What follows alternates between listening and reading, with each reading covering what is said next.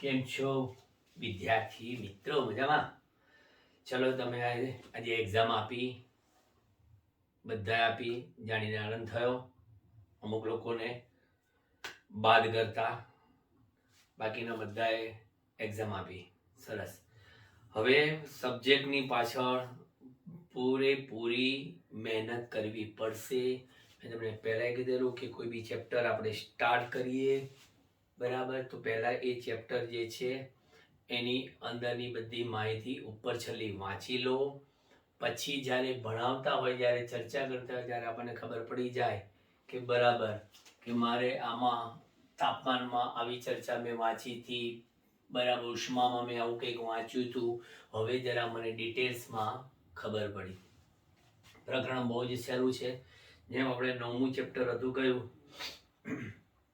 કે દ્રવ્યના યાંત્રિક ગુણધર્મો હતા, બરાબર. હવે દ્રવ્યના ઉષ્મીય ગુણધર્મો જોઈએ. ઉષ્મીય ગુણધર્મોમાં પ્રસ્તાવનામાં આપણે પહેલી જ વસ્તુ કહીએ છીએ કે તાપમાન અને ઉષ્મા અંગે આપણે શું જાણીએ છીએ. તાપમાન એકચ્યુઅલી છે શું? કે તાપમાન એ ગરમ કે ઠંડાપણાનું એક સાપેક્ષ માપ છે. આ જે ટેમ્પરેચર છે, તાપમાન એ જે પદાર્થ છે એ પદાર્થના ગરમ કે ઠંડાપણાનું સાપેક્ષ માપ છે.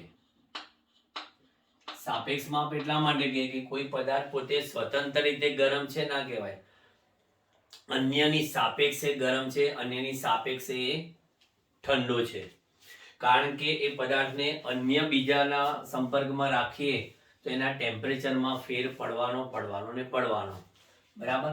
હવે તમને ખબર છે કે જે પદાર્થ વધુ ગરમ હશે તો એનું તાપમાન ઊંચું છે એવું માની લઈએ, અને જે પદાર્થ ઠંડો હશે તો એનું તાપમાન ઓછું એટલે કે નીચું હશે. એટલે આ રીતે પદાર્થનો ગરમ અને ઠંડો ગણીએ છીએ. હવે કોઈ પણ પદાર્થ ગરમ ને ઠંડો છે એ સ્પર્શથી દરેક સંજોગોમાં ના જાણી શકાય. ઠંડો પદાર્થ તો ચલો વાંધો નહીં કે એકવાર ઠંડા પદાર્થને અડીને તરત આમ હાથ હટાવી દઈએ, પણ ગરમ પદાર્થને જો સંપર્કથી, સ્પર્શથી આપણે અડીએ તો કદાચ ચોંટીએ જઈએ. એટલે આપણે એ રીતે માપણી કરતા નથી, બરાબર. હવે વાત આવે છે ઉષ્માની, કે ઉષ્મા છે શું? ઉષ્મા એટલે શું? તો કે જ્યારે આપણે કોઈક ગરમ પદાર્થને એનાથી ઓછા તાપમાન વાળા પદાર્થ સાથે, એટલે કે બે જુદા જુદા તાપમાન ધરાવતા પદાર્થોને આપણે એવું કહી શકીએ, બે જુદા જુદા તાપમાન ધરાવતા એવા પદાર્થોને એકબીજાના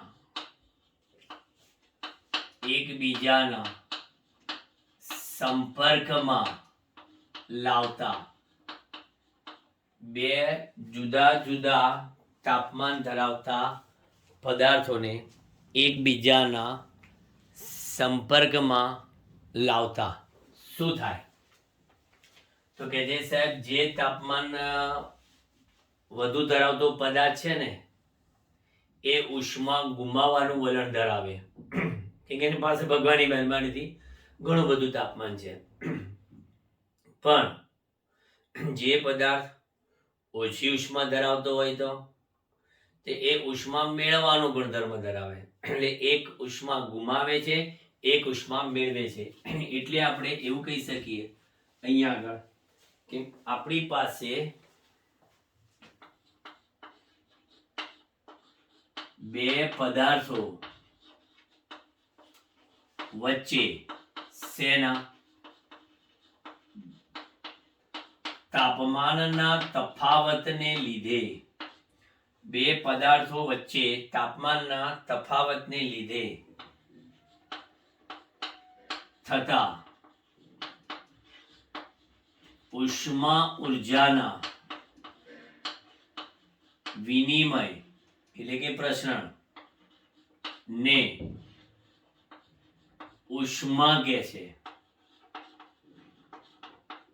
બરાબર. ઉષ્મા ઉર્જાના વિનિમયને ઉષ્મા કહે છે. એટલે આમ વિચાર કરો, તાપમાન જે છે બરાબર, એનો એકમ શું બોલીએ આપણે? તો કે તાપમાનનો એકમ ડિગ્રી સેલ્સિયસ અથવા તો ડિગ્રી કેલ્વિન.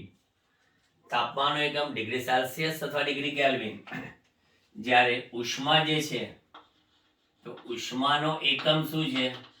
કે ઉષ્માનો એકમ કેલરી છે. કેલરી કેલરી કે જે જૂલને સમતુલ્ય છે, પણ આપણે એવું કહીએ છીએ કે ઉષ્મા એ ઉષ્મા ઉર્જાનો વિનિમય છે, પણ ઉષ્મા ઉર્જા જૂલમાં હોય અને કેલરી અને ઉષ્મા એ કેલરીમાં હોય. અને યાદ રાખજો કે ઉષ્મા એ કોઈ પણ પદાર્થ દ્વારા ધારણ કરી શકાતી નથી. ઉષ્મા ઉર્જા પદાર્થ દ્વારા ધારણ કરી શકાય છે. સમજજો બરાબર. ઉષ્મા ઉર્જા પદાર્થ દ્વારા ધારણ કરી શકાય, પણ ઉષ્મા પદાર્થ દ્વારા ધારણ કરી શકાતી નથી. એ વિનિમય છે. બરાબર. એ વિનિમય પામતી ઉષ્મા ઉર્જા છે.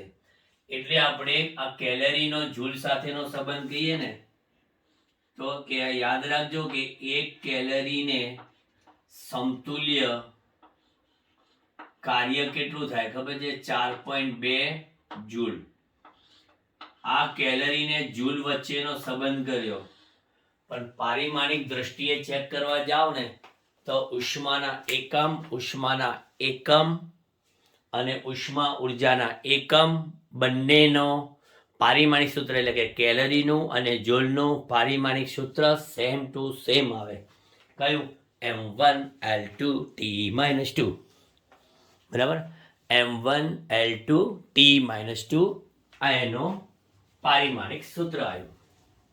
ચાલો, એટલે હવે આ એક સામાન્ય ચર્ચા પતી ગઈ આપણી શેની? તાપમાન અને ઉષ્મા અંગેની. બરાબર. ચાલો ભાગ આગળ. હવે આ ટેમ્પરેચરને માપવું કેવી રીતે? કોઈ બી પદાર્થને ઠંડા ગરમ છે એને સ્પર્શથી આપણે મેઝરમેન્ટ ના કરી શકીએ કે કંઈક વધારે ગરમ છે, થોડુંક ઓછું ગરમ છે, એટલે આપણે કંઈક માપ તો કહો. બરાબર.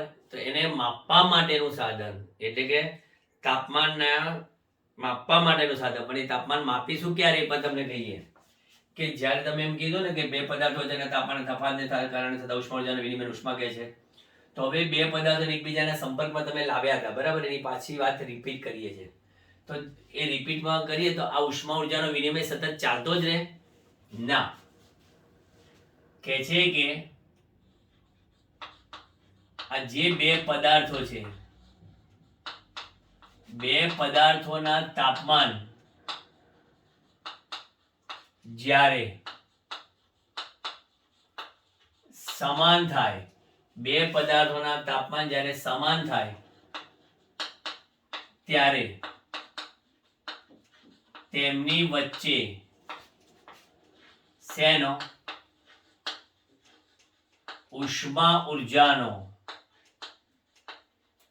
વિનિમય કેવો થઈ જાય? અટકી જાય. તેમની વચ્ચે ઉષ્મા ઉર્જાનો વિનિમય અટકી જાય. હવે ઉષ્મા ઉર્જાનો વિનિમય અટકી ગયો તો પછી હવે ઉષ્માની લેવડ દેવડ બંધ થઈ ગઈ. ત્યારે શું કહેવાય ખબર છે? ત્યારે આ પદાર્થો એક જ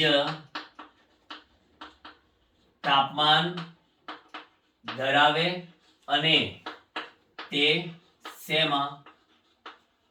અને તે ઉષ્મીય સંતુલનમાં. આ બંને પદાર્થો એક જ તાપમાન ધરાવે અને તે ઉષ્મીય સંતુલનમાં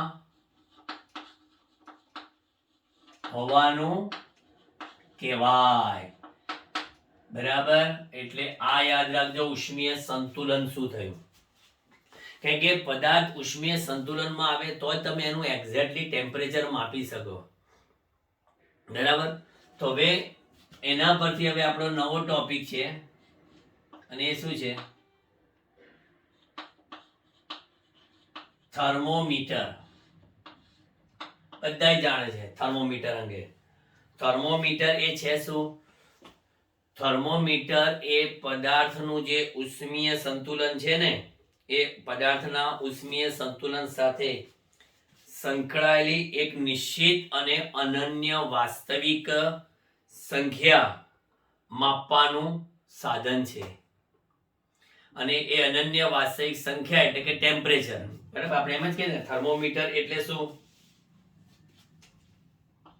થર્મોમીટર એટલે કે પદાર્થની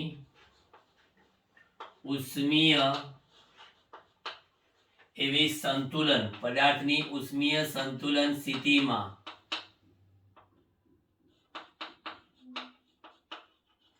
તાપમાન માપવાનું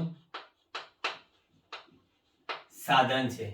પદાર્થની ઉષ્મીય સંતુલન સ્થિતિમાં તાપમાન માપવાનું સાધન. અને આ ઉષ્મીય સંતુલન સાથે સંકળાયેલી નિશ્ચિત અને અનન્ય વાસ્તવિક સંખ્યા છે.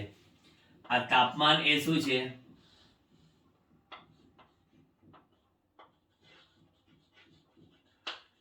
ઉષ્મીય સંતુલન સ્થિતિમાં, પદાર્થની ઉષ્મીય સંતુલન સ્થિતિમાં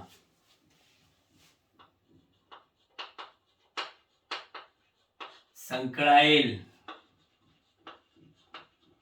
અનન્ય વાસ્તવિક સંખ્યા. બરાબર, એટલે ટેમ્પરેચર. અને એ અનન્ય વાસ્તવિક સંખ્યા કે જેને માપવામાં એકમ સેલ્સિયસ અથવા તો કેલ્વિન અથવા તો ફેરનહીટ પણ છે. ટેમ્પરેચર સેલ્સિયસમાં મપાય, ટેમ્પરેચર કેલ્વિનમાં મપાય અને ટેમ્પરેચર ફેરનહીટમાં પણ મપાય છે. બરાબર, એટલે આ ટેમ્પરેચર માપવા માટેનું જે સાધન છે એમાં એવું કહે છે આ લોકો કે કોઈ પણ તમારા સામાન્ય રીતે તાપમાન સાથે પ્રવાહીના કદમાં થતા ફેરફારના જે ગુણધર્મનો ઉપયોગ કરવામાં આવે છે. મોટા ભાગે પ્રવાહી સહિત કાચના થર્મોમીટરમાં આપણે શું ભરીએ છીએ? પારો અથવા તો આલ્કોહોલ જેવો પ્રવાહી. પારો અથવા આલ્કોહોલ જેવા પ્રવાહીનો ઉપયોગ કરવામાં આવે છે થર્મોમીટર બનાવવા. તમને ખબર છે કે પારો ખાસ સૌથી વધારે વપરાય, કે પારો જે કાચના થર્મોમીટર છે એમાં પારો કાચને ભીંજવતો નથી. એટલે ટેમ્પરેચરના અપ અને ટેમ્પરેચરના ડાઉન વખતે પારો ક્યાંય અપ વખતે ચોંટેલો ના હોય અને ડાઉન વખતે પણ ચોંટેલો ના રહે. કાચને એ ભીંજવતો જ નથી, એટલે ખાસ એ પારાનો યુઝ થતો હોય છે. બરાબર, પણ હવે આ તાપમાનનું જે માપન કરવું છે કેલિબ્રેશન. બરાબર, તો એ કેલિબ્રેશન માટે શું કરશું આપણે? ટેમ્પરેચરનું કેલિબ્રેશન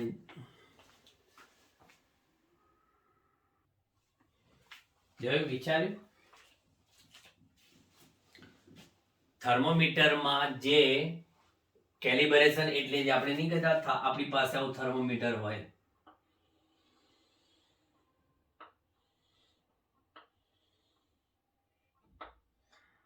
એમાં આ રીતનું અંકન હોય. અંકનને આપણે શું કહે છે ઇંગ્લિશમાં? કેલિબ્રેશન. બરાબર, તો થર્મોમીટરમાં કેલિબ્રેશનને એવી રીતે આપણે કરવામાં આવે છે કે જેથી તાપમાનના દરેક ચોક્કસ મૂલ્ય સાથે કોઈ નિશ્ચિત અંકને આપણે સાંકળી શકીએ. અને સર્વમાન્ય માપક્રમનું કેલિબ્રેશન એટલે અંકન માટે તાપમાનના બે ચોક્કસ જાણીતા મૂલ્યો હોવા જરૂરી છે. કયા બે ચોક્કસ જાણીતા મૂલ્યો? તો આપણે કે સળતા ખાતર 1 વાતાવરણના દબાણે પાણીનું ઠારણ બિંદુ, બોલો કેટલા ડિગ્રી ફેરનહીટ ને કેટલા ડિગ્રી સેલ્સિયસે મળે છે? પાણીનું ઠારણ બિંદુ 1 વાતાવરણના દબાણે 0 ડિગ્રી સેલ્સિયસ તાપમાને મળે છે અથવા તો 32 ડિગ્રી ફેરનહીટ તાપમાને મળે છે. અને પાણીનું ઉત્કલન બિંદુ એ 100 ડિગ્રી સેલ્સિયસ તાપમાને મળે છે અને ફેરનહીટમાં કેટલા આવે છે? તો કે 212 ડિગ્રી ફેરનહીટ તાપમાને મળે છે. બરાબર, હવે એના માટેનો એક આપણે આલેખ દોરીએ છીએ, પણ એ પહેલા આટલું જે છે એનો તમે સ્ક્રીનશોટ લઈ લો. પછી હું બોર્ડ ભૂસી નાખું અને પછી નવા બોર્ડમાં આપણે એ ટેમ્પરેચર ફેરનહીટમાં અને ટેમ્પરેચર સેલ્સિયસમાં આપણે બતાવેલો આલેખ બોર્ડ પર દોરીશું.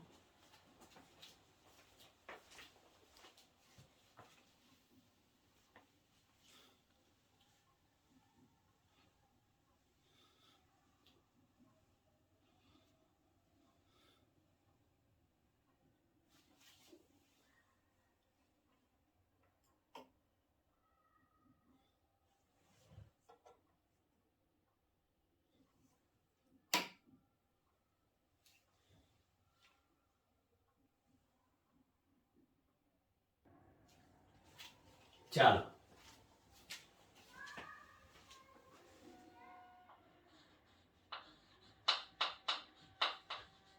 એક વાતાવરણના દબાણે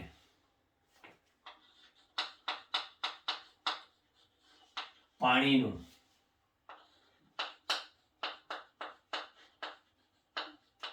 ઠારણ બિંદુ અને ઉત્કલન બિંદુ 0 ડિગ્રી સેલ્સિયસ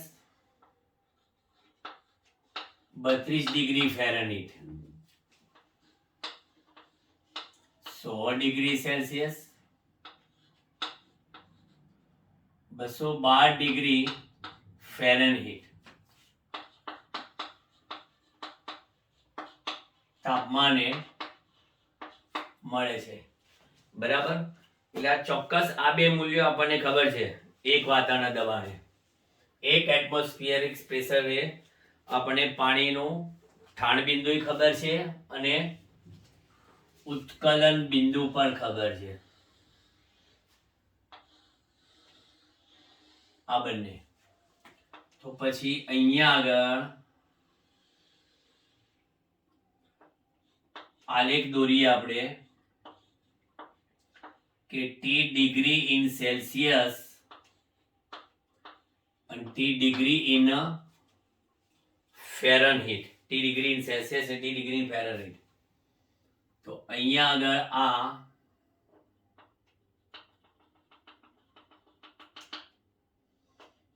212 આપણે લખીએ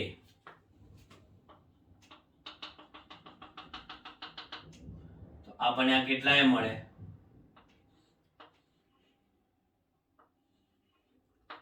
100 ડિગ્રી એ મળે. એટલે 100 ડિગ્રી સેલ્સિયસ ટેમ્પરેચરે ઉત્કલન બિંદુ મળ્યું, તો 212 ડિગ્રી ફેરનહીટે ઉત્કલન બિંદુ મળ્યું.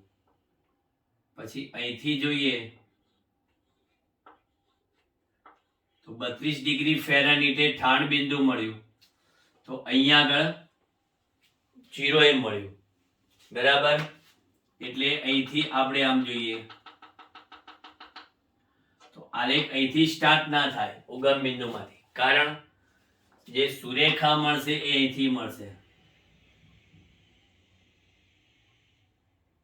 આ રીતના. એટલે જો તાપમાનના બે સમાન ગાળા મળ્યા એટલે તમને સેલ્સિયસ અને ફેરનહીટ વચ્ચેનો જે સંબંધ છે ને એ સંબંધે મળી જશે તમને, ડિફરન્સ બંનેનો. આ જે ડિફરન્સ છે અહીંથી અહીંનો અને આ જે ડિફરન્સ છે અહીંથી અહીંનો, આ નીચે જે આપણે બતાવીએ છે આ એ ડેલ્ટા ટીસી નો સંબંધ છે. ડેલ્ટા ટીસી અહીંથી અહીંયા કેટલા છે? 100 ડિગ્રી સેલ્સિયસ. અને અહીંયા આગળ ડેલ્ટા ટીએફ છે, એ કેટલા છે? 180 ડિગ્રી ફેરનહીટ છે. કારણ કે 212 માંથી 32 બાદ કરજો, બરાબર, એટલે 180 ડિગ્રી ફેરનહીટ મળશે. આ બે ટેમ્પરેચર, બરાબર. એટલે આલેખ આ રીતનો તૈયાર થાય છે. તો હવે રિલેશન વાઇઝ જોવા જાઓ તો ટીએફ માં બાદબાકી કરવી હોય તો ટીએફ માઇનસ 32 ભાગ્યા કેટલા કરીએ? 180.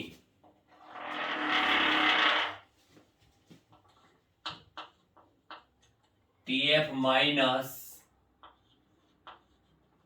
32 ડિગ્રી ભાગ્યા 180 બરાબર ટેમ્પરેચર ઇન ફેરનહીટ ડિગ્રી -32 ભાગ્યા 180 બરાબર સામે સંબંધ છે અહીંયા આગળ ટીસી ભાગ્યા શેનો 100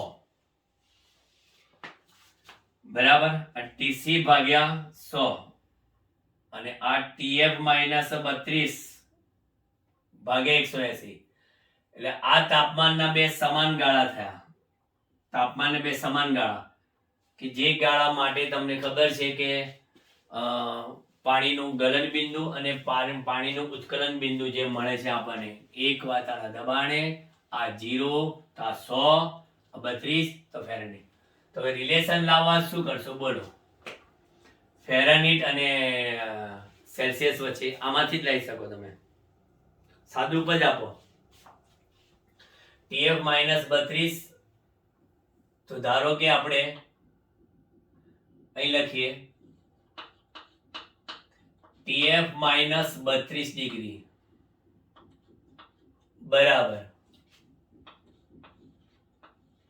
180 ભાગ્યા 100 ઇન્ટુ ટીસી લખાય બરાબર તો પછી TF બરાબર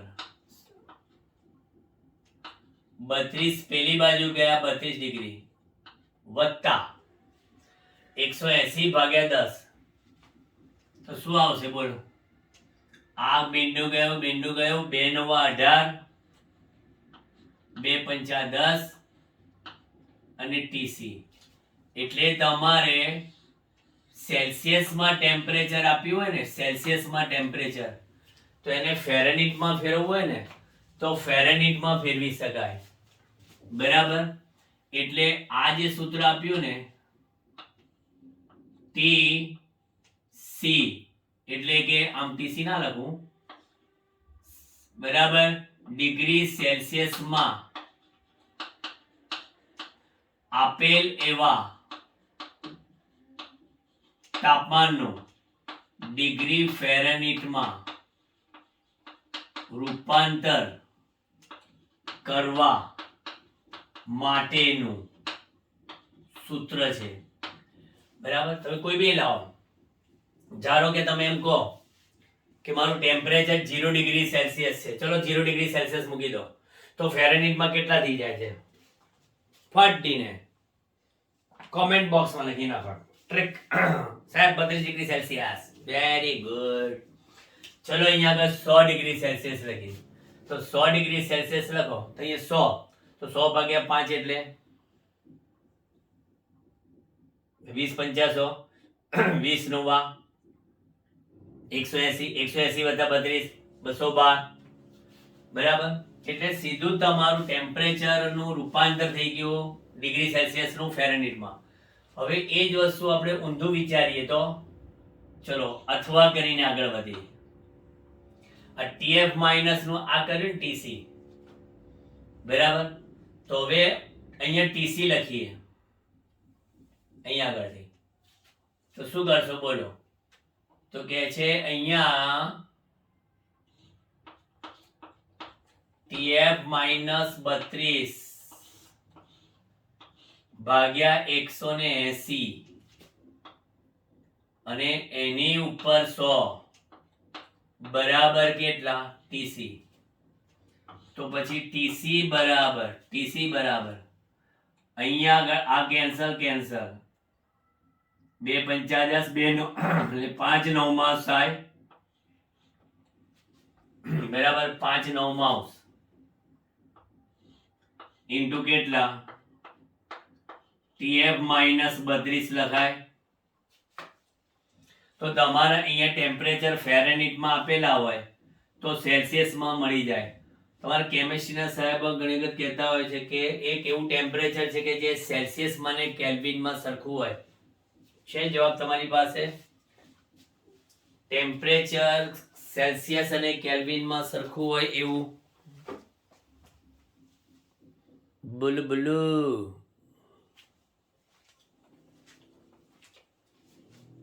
આ સાદું નથી આપતા આપણે કે 32 ને 9 નો ભાગાકાર નથી થતો એટલે આપણે આ અહીંયા આગળ આમ જ રાખીએ છીએ. ડિગ્રી ફેરનહીટ માં આપેલ તાપમાનનું ડિગ્રી સેલ્સિયસમાં રૂપાંતર કરવા માટેનું સૂત્ર છે આ. ચલો પેલું વિચાર્યો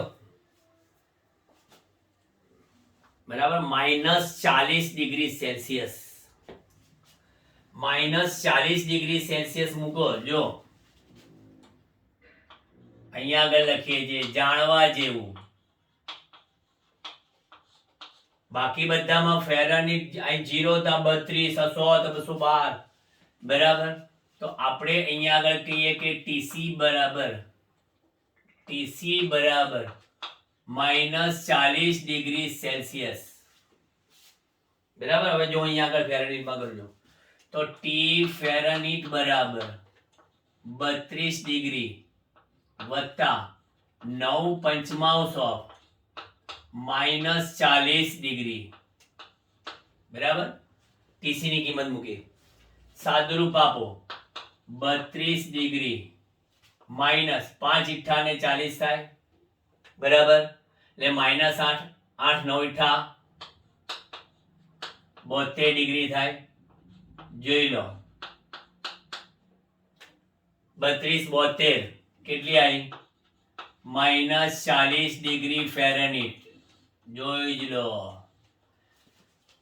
આ એક જ ટેમ્પરેચર એવું છે કે જેમાં બંને ઇક્વલ થાય. -40 degree Celsius, -40 degree Fahrenheit. Clear થઈ ગયું કમ્પ્લીટ? તમારા દિમાગમાં કોઈ પણ પ્રકારના પ્રશ્નો ઉપસ્થિત હોય તો અમને પર્સનલ વોટ્સએપ કરીને જણાવી શકો છો આપ બરાબર.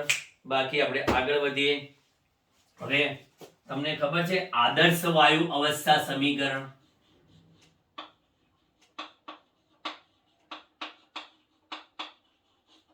આદર્શ વાયુ અવસ્થા સમીકરણ. આ તો કેમેસ્ટ્રીમાં તમે બોયલનો નિયમ ભણી ગયા, ચાર્લ્સનો નિયમ ભણી ગયા, ગેલ-સિગનો નિયમ ભણી ગયા બરાબર. તો હવે અહીંયા આગળ આદર્શ વાયુ અવસ્થા સમીકરણ શું છે કે બધા નિયમોનો સુભગ સમન્વય.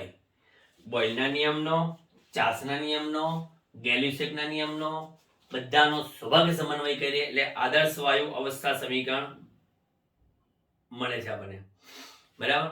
આમ આપણને ખબર છે કે દરેક પદાર્થના જુદા જુદા પદાર્થોના ઉષ્મીય જે પ્રસરણ છે એના ઉષ્મીય પ્રસરણના ઉષ્મીય જે ગુણધર્મો જે છે બરાબર, એ ગુણધર્મો દરેકના કેવા હોય? જુદા જુદા જ હોય બરાબર.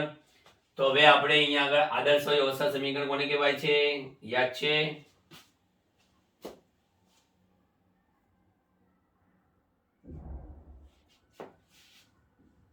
આદર્શ વાયુ અવસ્થા સમીકરણ પીવી બરાબર એનઆરટી. પીવી બરાબર એનઆરટી. દબાણ, કદ, એન એટલે વાયુની મોલ સંખ્યા જે મોલમાં હોય. આ દરેક વાયુ માટેનો ફિક્સ એવો સાર્વત્રિક વાયુ નિયતાંક કહેવાય. અને ટી એ શું છે? નિરપેક્ષ તાપમાન. આ ઓલવેઝ શેમાં હોય? કેલ્વિનમાં હોય. અને સાર્વત્રિક વાયુ નિયતાંકની કિંમત 8.314 છે અને જૂલ પ્રતિ મોલ ડિગ્રી કેલ્વિન એની મૂલ્ય છે. કેલરીમાં લાવવા હોય તો 8.314 ને તમારે ભાગવા પડે શેના વડે? 8.314 ને ભાગવા પડે 4.2 વડે, જે આગળ લખ્યું હતું આપણે. કેલરીનું જૂલમાં ફેરવવા માટે 4.2 વડે ગુણવા પડે, પણ જૂલનું કેલરીમાં ફેરવવા માટે 4.2 વડે ભાગવા પડે બરાબર. યાદ રાખજો આ. બરાબર, આ કિંમત તો પરીક્ષામાં આપેલી જ હોય છે આ વાયુનો. હવે આ સમીકરણમાં કહે છે કે ઊંચા તાપમાને અને નીચા દબાણે, ઊંચા તાપમાને અને નીચા દબાણે જ્યારે વાયુની ઘનતા ઓછી હોય, ઊંચા તાપમાને અને નીચા દબાણે જ્યારે વાયુની ઘનતા ઓછી હોય ત્યારે વાસ્તવિક વાયુ એ કયા વાયુ તરીકે વર્તે છે? આદર્શ વાયુ તરીકે વર્તે છે. આ એક કન્ડિશન છે. હાઈ ટેમ્પરેચર એટલે કે ઊંચા તાપમાને અને નીચા દબાણે વાયુની ઘનતા ઓછી હોય ત્યારે વાસ્તવિક વાયુ અથવા તો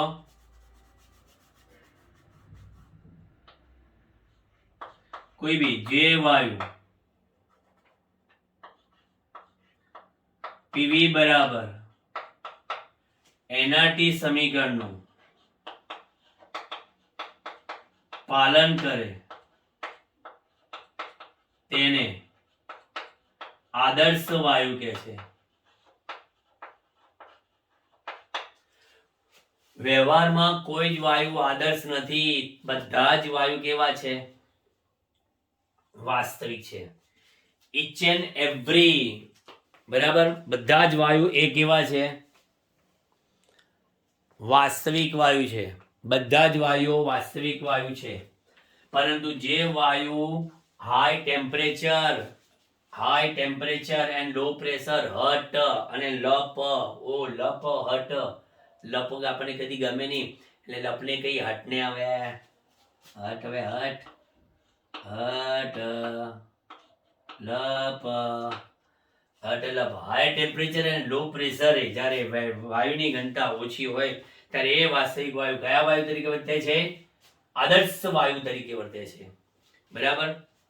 હવે નિરપેક્ષ તાપમાન કહે છે કે ઓછી ઘનતા વાળા અચળ કદના વાયુ માટે, અચળ કદનો કોઈ વાયુ લીધો જેની ઘનતા ઓછી લીધી તો એનો દબાણ વર્સિસ તાપમાનનો આલેખ, જેમાં કદ આપણે અચળ રાખ્યું અને ટેમ્પરેચર વર્સિસ દબાણ વર્સિસ ટેમ્પરેચરનો આલેખ દોર્યો, તો બધા જ આલેખને પાછળની તરફ લંબાઈએ ને તો ટેમ્પરેચરનું મૂલ્ય બધા જ વાયુ માટે -273.15 ડિગ્રી સેલ્સિયસ માલુમ પડ્યું.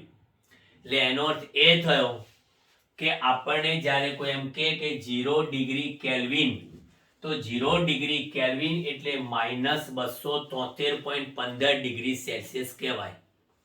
આમ તો આપણે 0.15 લેતા નથી, આગળ જતા 273 લઈએ છે, બરાબર, પણ 0 ડિગ્રી સેલ્સિયસ કહીએ ને, બરાબર, તો 273.15 ડિગ્રી કેલ્વિન થાય. બરાબર, સમજો આ બંને વસ્તુ. બરાબર, આપણે જે કહીએ છે એની વાત કરું. જો આ 0 ડિગ્રી સેલ્સિયસ એટલે 273.15 ડિગ્રી કેલ્વિન અને 0 ડિગ્રી કેલ્વિન બોલીએ છે, પણ એનીમાં કદાપી એ પણ ડિગ્રો નહીં કરવાનો. પછી ઘણા લોકો શું છે, બે ભેગું લખે, એટલે કે જે 0 ડિગ્રી કેલ્વિન તાપમાન ના પડે, ઓકે તાપમાન, હવે ઓકે તાપમાન ના હોય, 0 ડિગ્રી કેલ્વિન બરાબર -273.15 ડિગ્રી સેલ્સિયસ. ઠીક. તો પછી ડિગ્રી સેલ્સિયસ ને કેલ્વિન નો સંબંધ વાળું તમે સમીકરણ બનાવવું હોય તો શું થશે? ટેમ્પરેચર તમારે ધારો કે સેલ્સિયસ નું કેલ્વિન માં લાવવું હોય તો ટી ડિગ્રી કેલ્વિન એટલે આપણે આમ લખીએ, ટી ડિગ્રી કેલ્વિન ના લખો તો અહીંયા આગળ કેપિટલ ટી બરાબર કેટલા?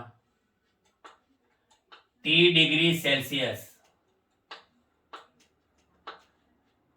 વત્તા 273.15 ડિગ્રી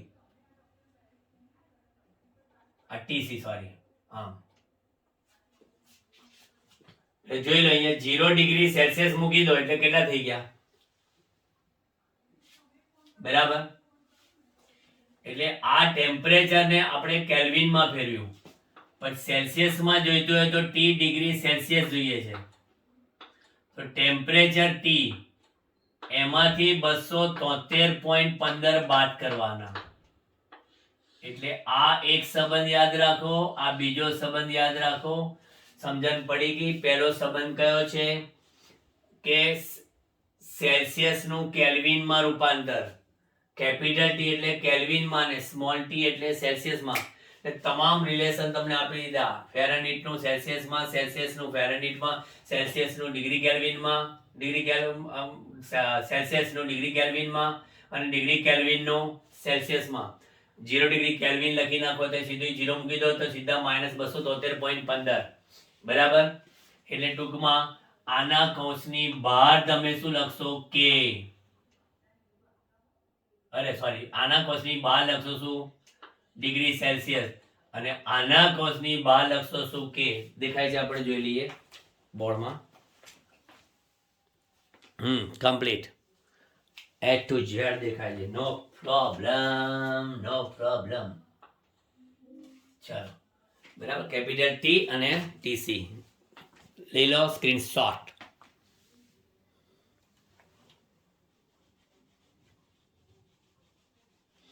આ પરીક્ષામાં એક માર્ક્સના ઓબ્જેક્ટિવમાં પૂછાતું હોય છે.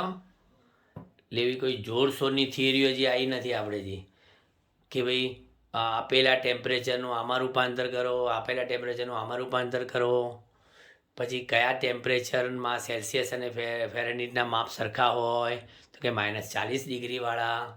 બરાબર. પછી કેલ્વિનનું સેલ્સિયસમાં ને સેલ્સિયસનું કેલ્વિનમાં ફેરવો. ચલો, એ પણ ક્લિયર થઈ ગયું.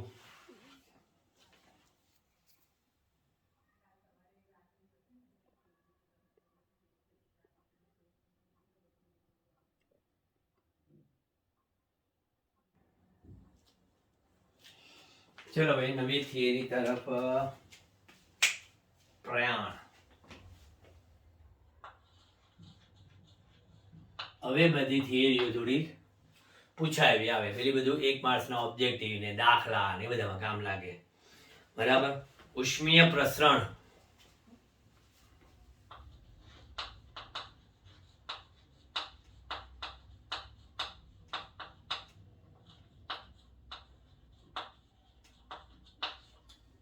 સમજાવી તેના પ્રકારોની ચર્ચા કરો. ઉષ્મીય પ્રસરણ સમજાવી તેના પ્રકારોની ચર્ચા કરો. ઉષ્મીય પ્રસરણ કોને કહેવાય?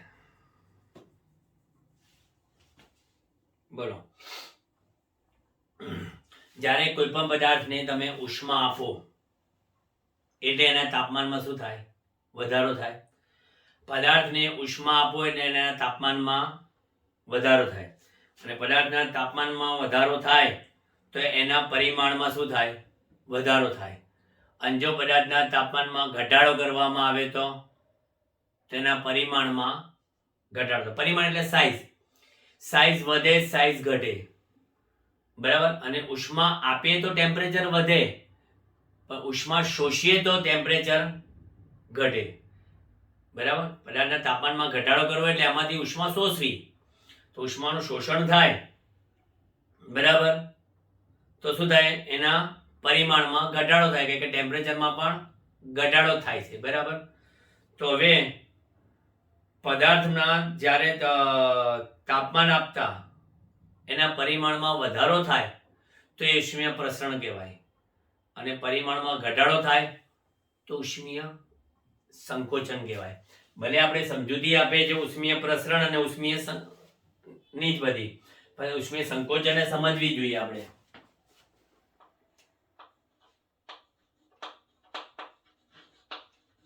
પદાર્થને જ્યારે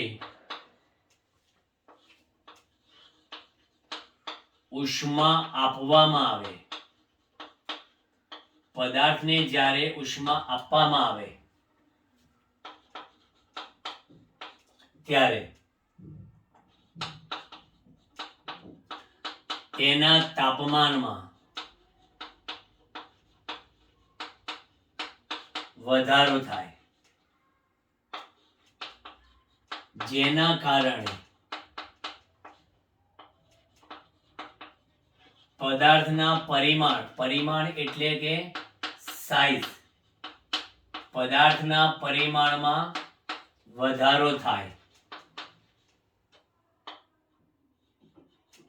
તો આ ઘટનાને ઉષ્મીય શું કહેવાય?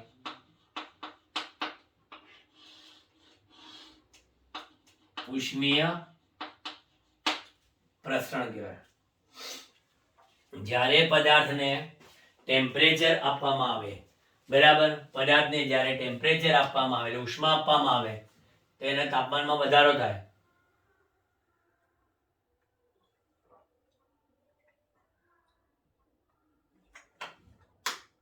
અને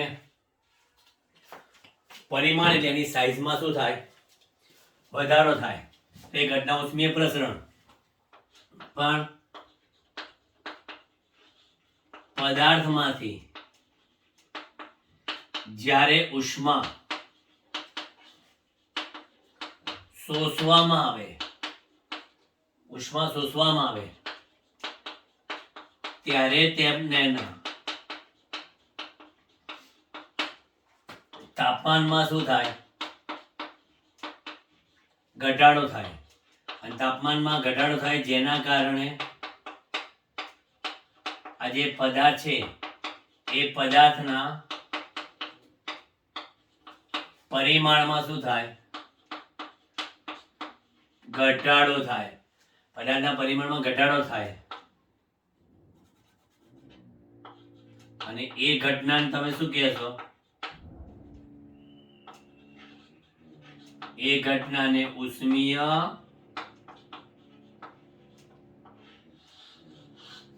સંકોચન કહેવાય.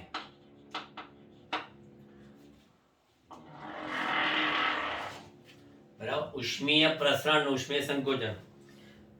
છતાં આપણું ટાઇટલ તો ઉષ્મીય પ્રસરણ જ છે, એટલે આપણે ઉષ્મીય પ્રસરણની જ વાતો કરીશું. બરાબર, ઉષ્મીય પ્રસરણ જે છે એના પ્રકારો શેના? ઉષ્મીય પ્રસરણના પ્રકારો પૈકી પહેલું. હવે આટલી ટૂંકી નોંધ પણ કામની હો, કે ઉષ્મીય પ્રસરણ ને ઉષ્મીય સંકોચન સમજાવો, બસ પતી ગયું. બરાબર, અહીંયા આપણે ભલે ઉષ્મીય પ્રસરણ સમજાવી લખ્યું છે, પણ એક વધારાનું આપણે એમ પણ કહી શકાય, ઉષ્મીય સંકોચન. બરાબર, પણ પ્રકારો આપણે જોવા જઈએ તો પ્રકારોમાં આપણે નહીં લઈએ એને અહીંયા આગળ. ચલો આપણે એ સુધારી દઈએ ઇક્વેશન, તો થોડુંક વ્યવસ્થિત લાગશે. બે ક્વેશ્ચન અલગ મળી જાય પણ. ચલો, આનંદ કિલોલની જ વાત છે ને આપણે તો. ઉષ્મીય પ્રસરણ અને ઉષ્મીય સંકોચન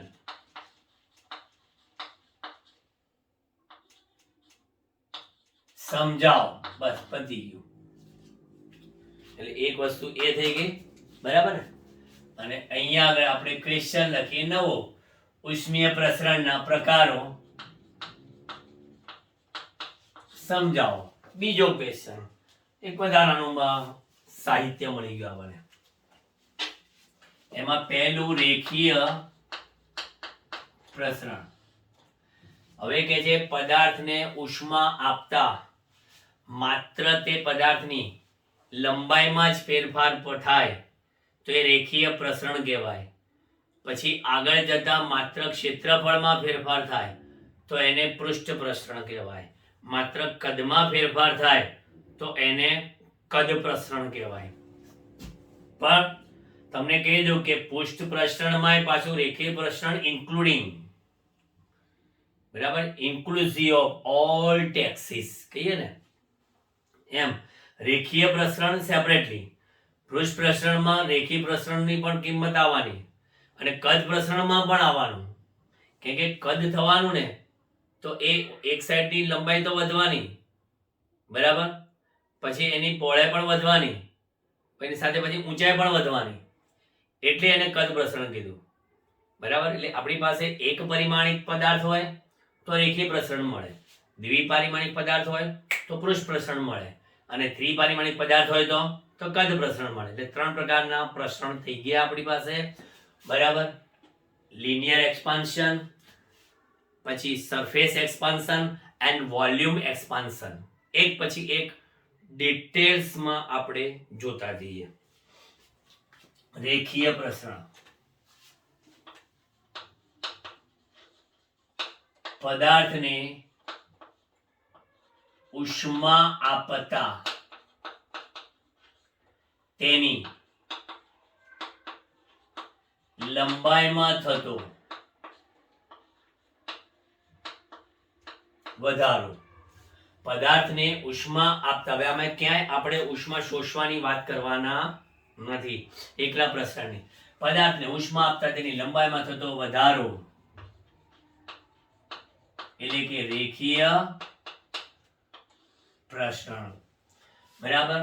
તો આપણે કહીએ કે ધારો કે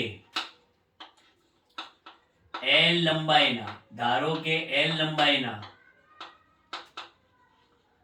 પદાર્થના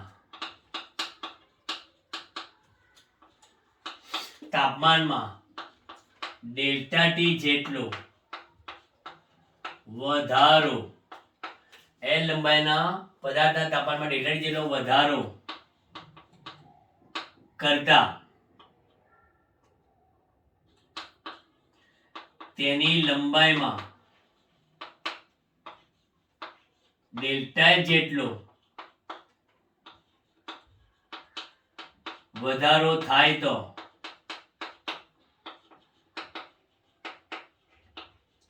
લંબાઈનો આંશિક વધારો, આપણને ખબર છે જે લગતા સેકન્ડ ચેપ્ટરમાં કહેતા હતા પ્રતિશત ત્રુટિ, આંશિક ત્રુટિ, પ્રતિશત ત્રુટિ જેવી બધી વાતો કરતા હતા. તો લંબાઈનો આંશિક વધારો ડેલ્ટા L બાય L એ કોના સમપ્રમાણમાં? કે સાહેબ ટેમ્પરેચરના વધારાના સમપ્રમાણમાં. કારણ કે આ જે બી આંશિક વધારો છે, તાપમાનનો તફાવત જેમ મોટો એમ આ આંશિક વધારો કેવો? મોટો. એટલે એના સપ્રમાણમાં. સપ્રમાણતા દૂર કરો એટલે અચળાંક મૂકવાનું મન થાય. ડેલ્ટા L બાય L બરાબર આલ્ફા અને એની નીચે લખીએ L, બરાબર. આલ્ફા અને એની નીચે લખીએ આપણે L. એટલે આ રેખીય પ્રસરણાંક કહેવાય. અને ઇન્ટુ ડેલ્ટા ટી, જ્યાં આલ્ફા L બરાબર જે પદાર્થ આપો છો એ પદાર્થનો રેખીય પ્રસરણાંક, જેનો એકમ શું થાય ખબર છે તમને? ડેલ્ટા L બાય આંશિક વધારાને કે એકમ હોય નહીં. જેનો આનો એકમ ડિગ્રી કેલ્વિન ઇન્વર્સ અથવા તો સેલ્સિયસ ડિગ્રી ઇન્વર્સ. ઘણા કે ડિગ્રી સેલ્સિયસ નહીં. આ એક સમજવા જેવી વાત છે કે મેં તાપમાનનો ફેરફાર આવે ને ત્યારે હંમેશા ને ડિગ્રી સેલ્સિયસ ના કહેવાય, સેલ્સિયસ ડિગ્રી વંચાય, ડિગ્રી સેલ્સિયસ નહીં. હવે તો ઘણા પૂછશે સાહેબ આવું કેમ?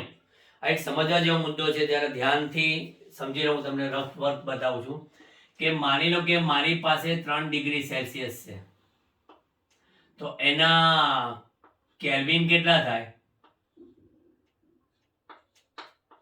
બરાબર 276. કે 273 ઉમેર્યા ને તમે, આપણે 273.15 હમણાં ના લેતા, 273 ઉમેર્યા, 276 ડિગ્રી કેલ્વિન, બરાબર. ચલો પછી મેં 27 ડિગ્રી સેલ્સિયસ લીધા, તો એમાં 273 માં તો કેટલા થાય? થયા કે નહીં? હવે ધારો કે આ બંનેનો ફેરફાર લઈ લો, એટલે આમાંથી આ બાદ કરજો આપણે.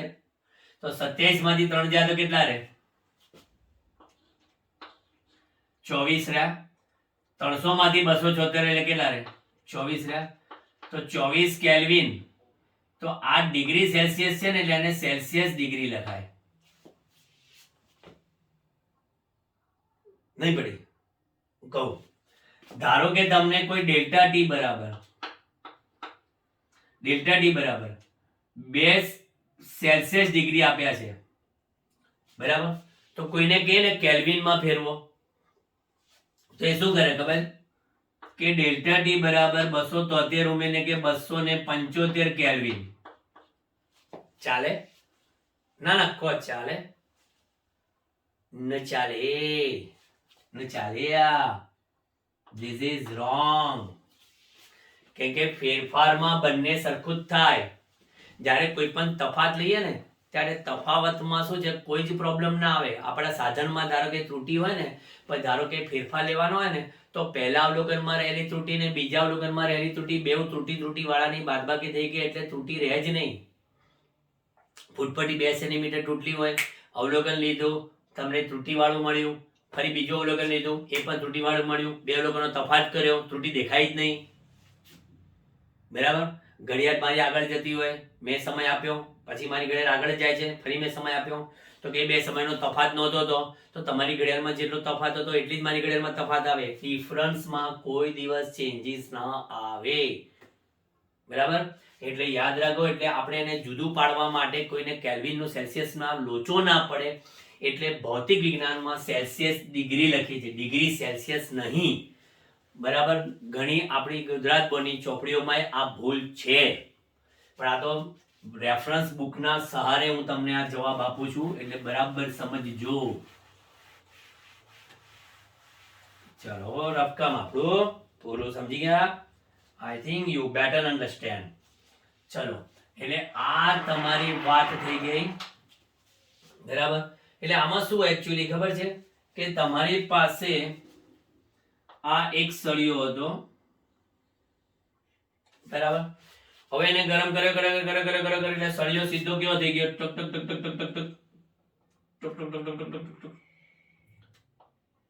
એટલે સળિયો પાતળો હતો એટલે એની જાડાઈમાં આપણને બહુ ખાસ દેખાયો નહીં, વધારો કરવો, બરાબર? પણ આ સળિયો જે L લંબાઈનો હતો એ હવે આખો જે સળિયો થયો એ કેટલી લંબાઈનો થયો? L વત્તા ડેલ્ટા L. એટલે આને તમે કહેવાય, this is called the linear expansion for the thin rod. પાતળા સળિયામાં થતું રેખીય પ્રસરણ. હવે જેના મગજમાં રેખીય પ્રસરણ હથોડાની જેમ ફિટ બેસી જાય ને એને પૃષ્ઠ પ્રસરણમાં નો પ્રોબ્લેમ, કદ પ્રસરણમાં નો પ્રોબ્લેમ. માત્ર અહીંયા કે તાકી ટક કરીને થોડા ઘણા ફેરફાર આવશે. જરા હું જોઈ લઉં બોર્ડ વર્કમાં ક્યાંય કોઈ જગ્યાએ કપાતું નથી ને સ્ક્રીન? ઓકે,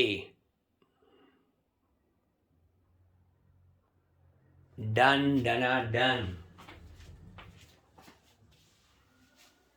પછી સેકન્ડ થિંગ, પૃષ્ઠ પ્રસરણ, બરાબર? અહીંયા આગળ હવે પદાર્થને ઉષ્મા આપતા તેની લંબાઈમાં નહીં, હવે શું છે? પદાર્થને ઉષ્મા આપતા આ બધું સેમ, પદાર્થને ઉષ્મા આપતા, પછી તેની લંબાઈમાં થતો વધારો એ નહીં, બરાબર? તો અહીંયા આગળ પદાર્થને ઉષ્મા આપતા ક્ષેત્રફળમાં વધારો થાય, બરાબર? આખું નથી લખતો. પદાર્થને ઉષ્મા આપતા તેના ક્ષેત્રફળમાં વધારો થાય તો તેને કહેવાય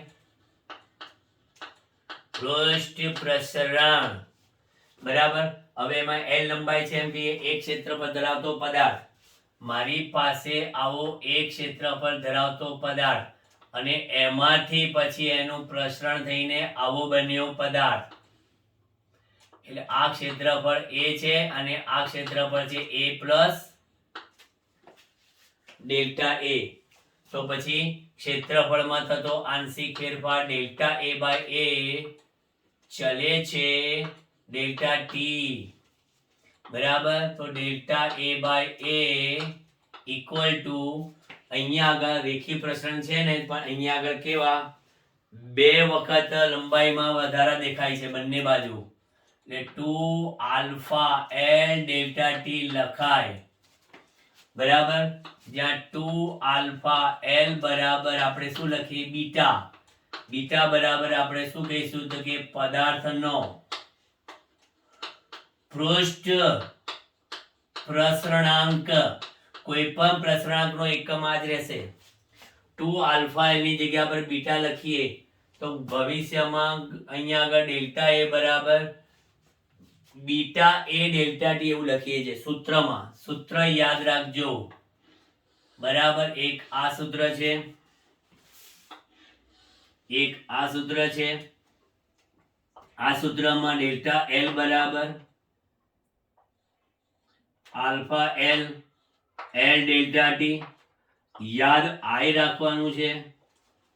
અહીંયા આગળ ડેલ્ટા એ બરાબર બીટા એ ડેલ્ટા ટી, આ યાદ રાખવાનું છે.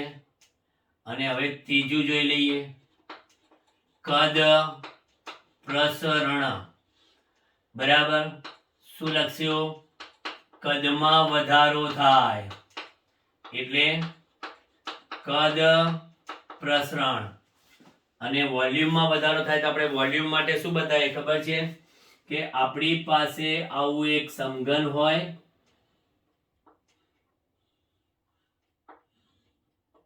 આ એક સમઘન,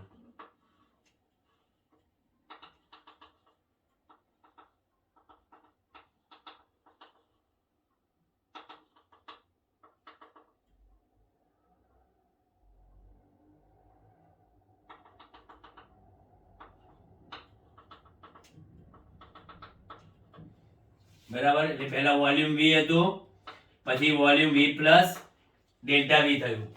તો કદમાં થતો આંશિક વધારો ડેલ્ટા v બાય v ચલે છે ડેલ્ટા ટી.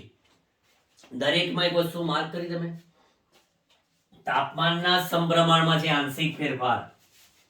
તો પછી delta v by v equal to 3 times of alpha L delta T. અને 3 ટાઈમ્સ ઓફ આલ્ફા એલ ને હું શું કહીશ ખબર છે? ગેમા કહીશ. અને ગેમા ને હું શું કહીશ? પદાર્થનો કદ પ્રસરણાંક. અને પદાર્થનો કદ પ્રસરણાંક તો ડેલ્ટા વી બરાબર શું?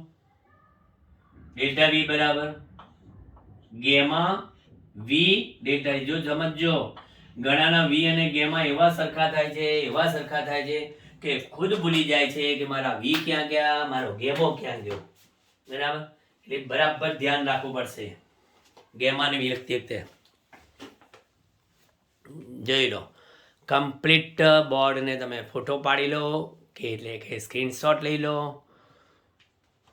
બરાબર. આ વિડીયો તમારા યુટ્યુબમાં આવશે, એને પ્રીમિયર આવશે, લાઈવ પ્રીમિયર. એના ટાઈમે તમે જોજો પરફેક્ટ. અને બીજું કે જ્યાં જ્યાં લાગે એવું તમે તો પોઝ કરજો. અને વિડીયોને તમારે હાઈ ક્વોલિટીમાં જુઓ છે તો પણ જોવાય, કેમ કે આખો વિડીયો ઉતાર્યો છે હાઈ ક્વોલિટીમાં. જેવો તમારો નેટવર્કનો ડેટા એવું તમને રિઝલ્ટ જોવા મળશે. ડેટા તમારો નહીં હોય તો 360માં જોશો કે 460માં જોશો કે જે બી હશે પિક્સલમાં તો થોડુંક ડલ આવશે, બોર્ડવર્ક ક્લિયર નહીં દેખાય. બોર્ડવર્કને ક્લિયર જોવું હોય તો હાઈ ડેફિનેશનનો ઉપયોગ કરજો. Okay, bye bye, C you next લેક્ચરમાં આપણે મળીએ આનાથી આગળ. બરાબર. અને કમિંગ સૂનમાં આપણે શું આવશે? કમિંગ સૂનમાં આવશે પાણીનું અનિયમિત રેખીય પ્રસરણ. જોઈને આવવું હોય તો જોઈને આવજો. પછી દર્શાવવાનો કદ પ્રસરણાંક એ તાપમાન પર આધારિત છે વાયુ માટેનો. પછી વિશેષ ઉષ્માધારિતાની વ્યાખ્યાઓ. બરાબર. અને જુદા જુદા અવસ્થાના જે ફેરફારો જે છે એ તમારે અમુક જોઈને આવવાની, પણ નેક્સ્ટ લેક્ચરમાં હું કહીશ તમને. બરાબર. પછી ઉષ્માના પ્રસરણ માટે આગળ વધીશું આપણે હીટ ટ્રાન્સફરમાં. બરાબર. થોડુંક જ પછી બાકી રહ્યું છે આ ચેપ્ટરમાં થિયરી. એટલે આપણે આ રીતના આગળના લેક્ચરમાં જઈશું. Bye bye, C you, take care.